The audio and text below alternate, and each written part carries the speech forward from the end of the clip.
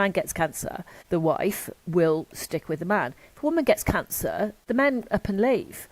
In families where there are disabled children, a huge number of cases, the man walks out because it's too much to cope with, and the woman is left with, some really challenging things. So we can't make this legislation in isolation of everything we know about the challenges that are out there for women at the moment. Within COVID, domestic violence went through the roof because women weren't being seen in society. And I remember being in a meeting and being told we couldn't ask people to switch their cameras on because that might upset them. But I need to see the people in the room to see that they're okay. And it's things like that. So some really subtle stuff that has been happening for the last few years.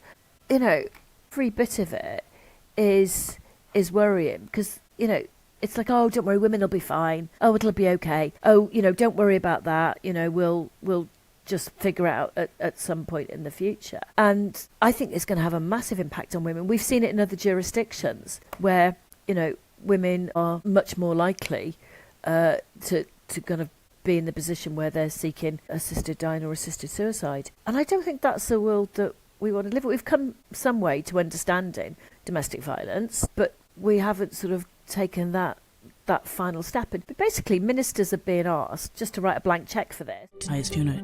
Chelsea and I were so keen that we start to hear some really detailed debate on what assisted dying could look like here in the UK for women. We do not have big money funding, so if you'd like to support us, you can go over to our Substack and subscribe there, or you can donate to The Other Half on our website, theotherhalf.uk/donate. So grateful for this and so grateful for you listening too.